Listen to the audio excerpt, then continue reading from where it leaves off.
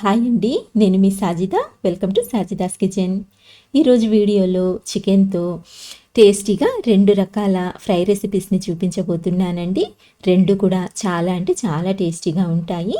So వీడియోని ఎక్కడ skip చేయకుండా చూసి మీరు కూడా తప్పకుండా ట్రై చేయండి, చాలా బాగుంటాయి.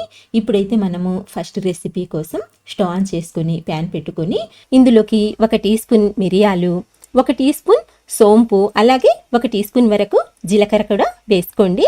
నెక్స్ట్ ఇందులోకి 1 ఇంచ్ దాల్చిన చెక్క, అలాగే 4 లవంగాలని కూడా యాడ్ చేసుకోండి. ఇప్పుడు గ్యాస్ని లో టు మీడియం ఫ్లేమ్లో పెట్టుకొని వీటిని కొద్దిగా ఫ్రై చేసుకొని కాస్త వేగిన తర్వాత ఇందులోకి 1 టేబుల్ స్పూన్ వరకు ధనియాలని కూడా యాడ్ చేసుకుందాము. ఇలా ధనియాలను వేసిన తర్వాత ఇప్పుడు ఇవి కొద్దిగా కలర్ చేంజ్ అయ్యేంత వరకు, అంటే మంచి అరోమా వచ్చేంత వరకు ఫ్రై చేసుకోవాలండి. ఇలా ఫ్రై చేసుకున్న తర్వాత ఇప్పుడు మనము ఈ దినుసుల్ని తీసి పక్కన పెట్టేసుకుందాము. స్టవ్ మీద వేరే ప్యాన్ పెట్టుకుందాము. ఇలా ప్యాన్ పెట్టుకున్న తర్వాత ఇందులోకి 3 టేబుల్ స్పూన్ల వరకు ఆయిల్ని వేసి ఆయిల్ని బాగా వేడి చేయండి. ఆయిల్ బాగా వేడిన తర్వాత ఇందులోకి 1/2 టీ స్పూన్ వరకు మిరియాలు, 1/2 టీ స్పూన్ వరకు సోంపుని వేసుకోండి. ఇవి కాస్త వేగిన తర్వాత ఇందులోకి 1 పెద్ద ఉల్లిపాయని ఇలా ముక్కలుగా కట్ చేసుకుని యాడ్ చేసుకోండి. ఈ ముక్కలు కొంచెం పెద్దవిగా ఉన్నా పర్వాలేదండి. ఇప్పుడు ఈ ఉల్లిపాయ ముక్కల్ని కొద్దిగా సాఫ్ట్గా అయ్యేంత వరకు ఫ్రై చేసుకోవాలన్నమాట. మరీ ఎక్కువ కాదండి, జస్ట్ ఇలా ఫ్రై చేసుకుంటే సరిపోతుంది. సో ఇలా ఫ్రై చేసుకున్న తర్వాత ఇందులోకి కొద్దిగా కరివేపాకుని వేసుకొని 1 టేబుల్ స్పూన్ వరకు అల్లం వెల్లుల్లి పేస్ట్ని యాడ్ చేసుకొని ఇప్పుడు ఈ అల్లం వెల్లుల్లి పేస్ట్లోని పచ్చి వాసన పోయేంత వరకు లో టు మీడియం ఫ్లేమ్ మీద ఫ్రై చేసుకోండి.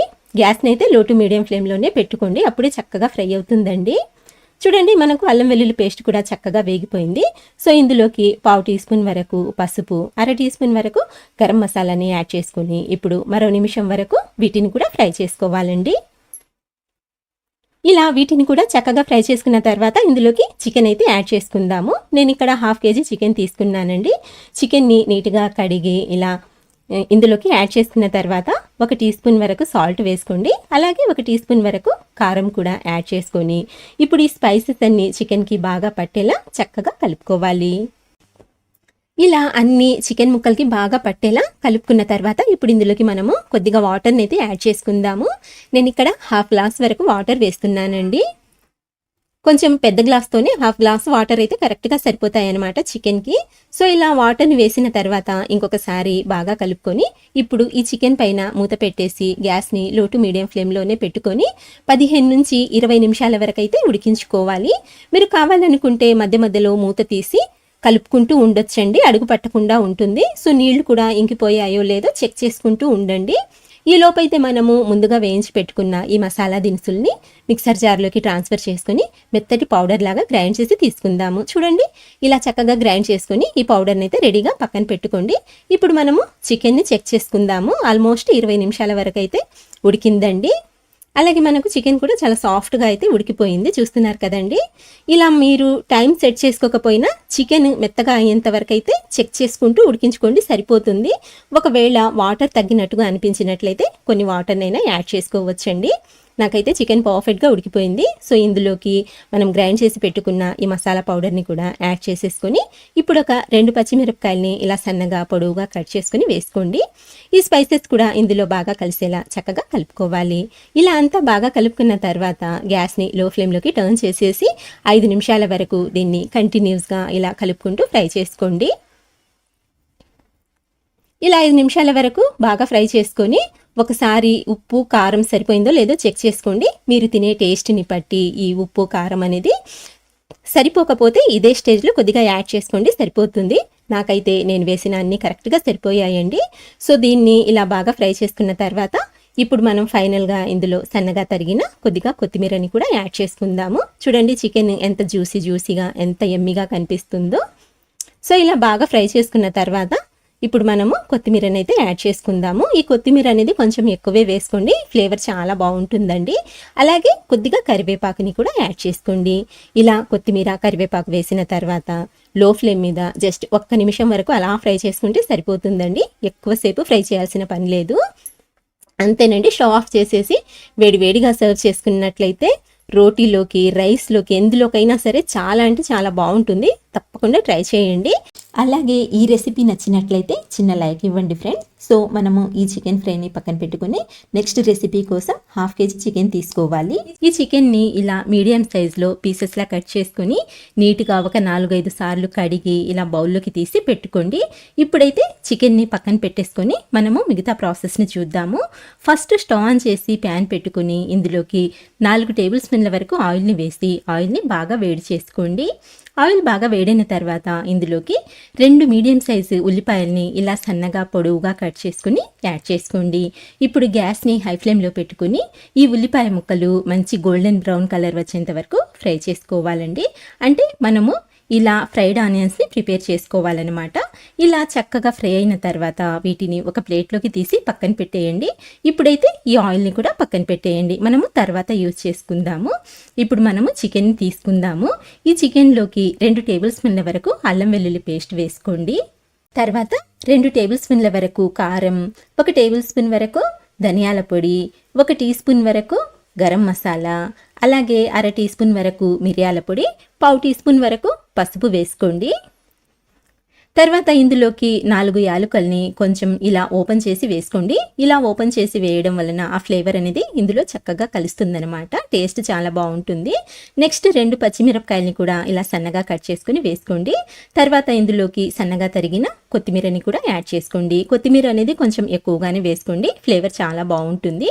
అలాగే కొద్దిగా కరివేపాకుని వేసి ఇప్పుడు ఇందులోకి 1 మీడియం సైజు నిమ్మకాయ తీసుకొని ఆ రసాన్ని కూడా పిండుకోవాలి. ఇలా నిమ్మకాయ రసం పిండిన తర్వాత ఇందులోకి 3 టేబుల్ స్పూన్ల వరకు ఫ్రెష్ పెరుగు వేసుకోండి. పెరుగుని యాడ్ చేసిన తర్వాత 1 టేబుల్ స్పూన్ వరకు నెయ్యి వేసుకోండి.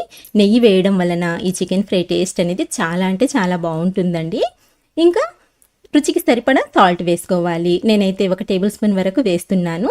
ఇలా సాల్ట్ వేసిన తర్వాత ఫైనల్గా మనం ముందుగా ఫ్రై చేసి పెట్టుకున్న ఈ ఆనియన్స్ని కూడా యాడ్ చేసుకొని ఇప్పుడు ఇవన్నీ చికెన్ ముక్కలకి బాగా పట్టేలా ఇలా చేతితోనే కలుపుకోవాలి. కనీసం ఒక 2-3 నిమిషాలైనా ఇవన్నీ చికెన్ ముక్కలకి బాగా పట్టేలా ఇలా రబ్ చేసుకుంటూ కలుపుకోవాలండి. చికెన్ మనకు టేస్ట్ అనేది చాలా బాగుంటుందన్నమాట ఈ విధంగా కలిపినట్లయితే.